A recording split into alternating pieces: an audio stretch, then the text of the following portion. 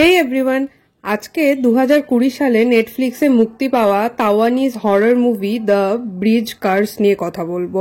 আর সবথেকে ভয়ের ব্যাপার হলো এই মুভিটি কিন্তু সত্যি ঘটনা অবলম্বনে নির্মিত, সো ভিডিও অনেক ইন্টারেস্টিং হতে যাচ্ছে।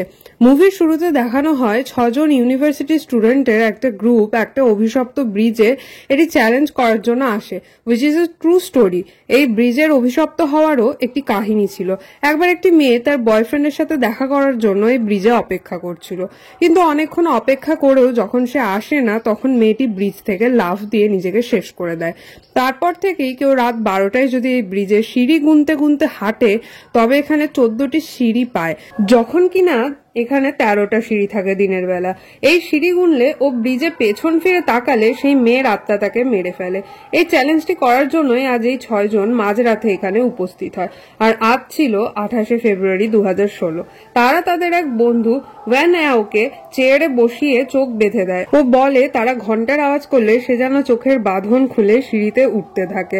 ওয়ান আও তাদের কথা মতো সিঁড়ি দিয়ে উঠতে থাকে, কিন্তু হঠাৎই সিঁড়ির ধাপ গুনতে শুরু করে, যেটা তাকে করতে তাদের বন্ধুরা কিন্তু মানা করে দিয়েছিল। ইনিশিয়ালি তাদের মধ্যে একজন এক্সাইটেড হয়ে তাকে গুনতে দিতে বললেও অন্যরা রিয়েলাইজ করে ওয়ান আও থামছেন। তারা সাথে সাথে দৌড়ে সিঁড়ির কাছে যায় ওয়ান আওকে থামানোর জন্য।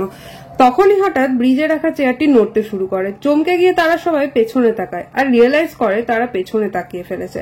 সাথে সাথে তারা সামনে ঘুরে আর দেখে ওয়ান আও উধাও হয়ে গিয়েছে।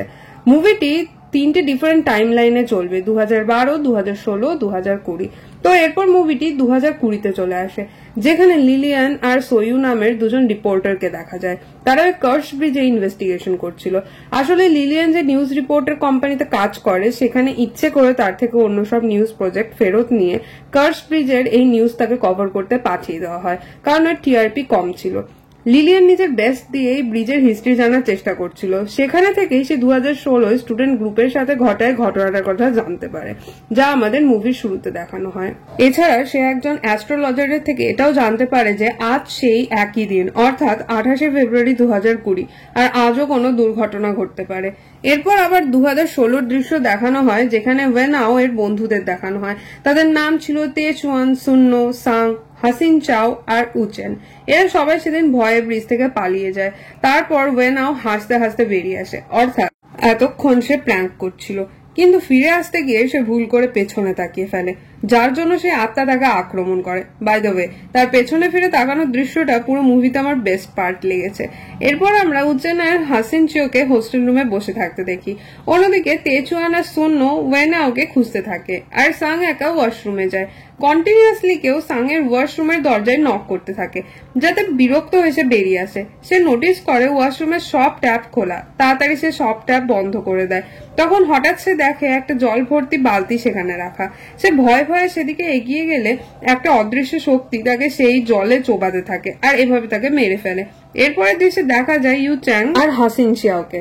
তারা একসাথে ওয়াশরুম যায়। সেখানে হাসিন চিয়াও যখন নিজের হাত ধুচ্ছিল তখন উচ্যাং তার সাথে মজা করার জন্য ভয় দেখায়, যার জন্য রেগে গিয়ে হাসিন চিয়াও তাকে একা ফেলে নিজের রুমে চলে যায়। ওয়াশরুম থেকে উচ্যাং যখন বেরিয়ে আসতে যাবে তখন সে সাউন্ড পেয়ে পেছনে তাকায়। সেখানে হঠাৎ সাংয়ের পজেসড বডি চলে আসে, যার ভয়ে উচ্যাং দৌড়ে পালাতে থাকে। অপরদিকে হাসিন চিয়াও নিজের রুমে কারোর একটা উপস্থিতি টের পাচ্ছিল। ভয়ে সে বিছানার উপর উঠে বসে, কিন্তু পর মুহূর্তে সে রিয়েলাইজ করে আত্মাটি তার নিচে নয় বরং ওপরে ছাদে রয়েছে। সাথে সাথে সে দৌড়ে রুম থেকে বেরিয়ে যায় ও উচ্যাংকে দেখতে পায়। এরপর তারা দুজন দৌড়ে দৌড়ে সিঁড়ি দিয়ে ক্যাম্পাসের নিচে যেতে থাকে, কিন্তু খানিকক্ষণ দৌড়ানোর পর তারা রিয়েলাইজ করে তারা একই জায়গায় বারবার ঘুরছে, নিচে পৌঁছতে পারছে না। এবার হঠাৎই সিন বদলে যায় আর তারা নিজেদের ছাদে দেখতে পায়। তারা নিজেরাও বোঝে না কিভাবে তারা এখানে পৌঁছলো। উচ্যাং ছাদে ট্যাঙ্কের পেছনে লোকায় ও হাসিন চিয়াও সাহায্যের আশায় ছাদ থেকে নিচে দেখতে থাকে। এমন সময় সে আত্মা হঠাৎই হাসিন চিয়াওকে ধাক্কা মেরে ছাদ থেকে ফেলে দেয় ও উচ্যাংকে ট্যাঙ্কে চুবিয়ে মেরে ফেলে।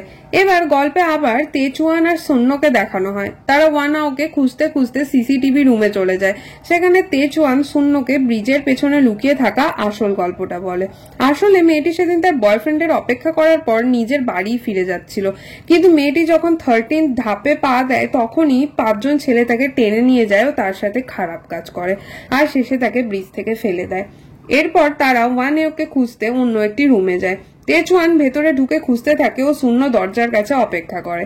তেচুয়ান ভেতরে ওয়ানেওকে দেখতে পায়, ও তাকে ডাকতে ডাকতে তার পিছে পিছে যেতে থাকে। অন্যদিকে শূন্য তেচুয়ান কেন ফিরছে না দেখতে রুমে প্রবেশ করে।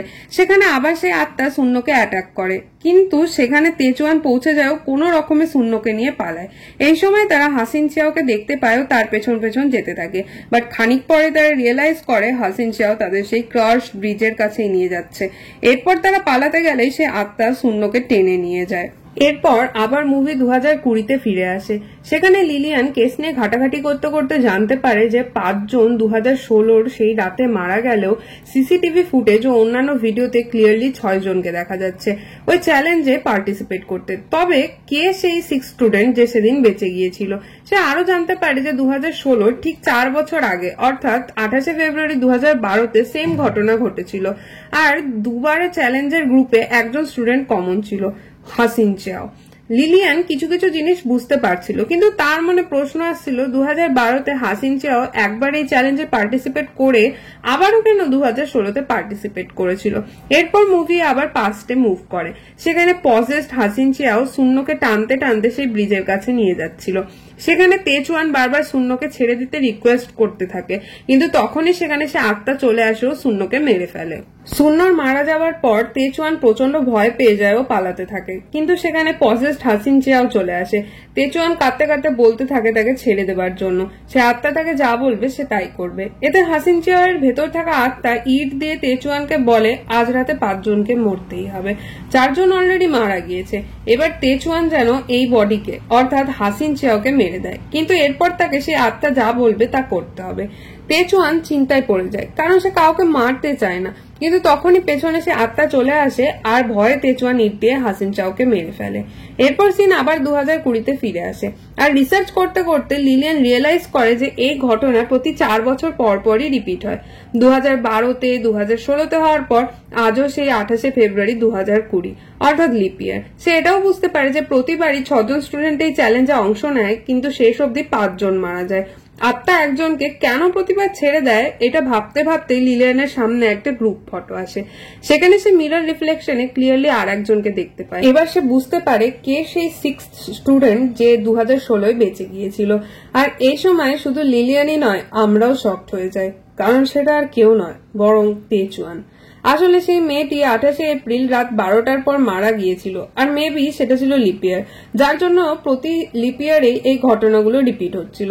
আর 2012-তে নিশ্চয়ই হাসিন চিয়াওয়ের অন্য ফ্রেন্ড গ্রুপ ছিল যাদের সাথে সে চ্যালেঞ্জ করতে গিয়েছিল, আর এন্ডে মেবি সেও কাউকে মেরে নিজেকে বাঁচিয়েছিল ও আত্মার সাথে ডিল করেছিল যে পরের লিপিয়ারে সেও 5 জনকে ব্রিজে নিয়ে আসবে।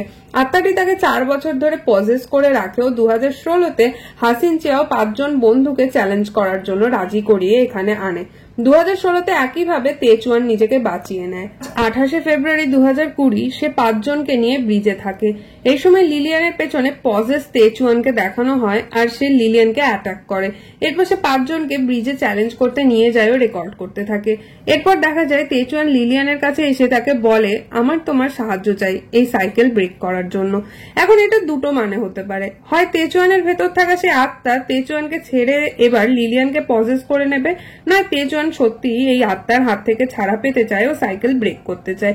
আর এখানে এই মুভি শেষ হয়। এন্ড রিয়েল ঘটনা হলো যে একজন ছেলে সত্যি এই ব্রিজেই চ্যালেঞ্জ করতে গিয়েছিল, ও ফেসবুকে লাইভ করেছিল। সেই লাইভে শুরু থেকেই সবাই একটা ব্ল্যাক শ্যাডো দেখতে পেয়েছিল, কিন্তু পরে ভিডিওটা ফেসবুক থেকে ডিলিট করে দেওয়া হয়।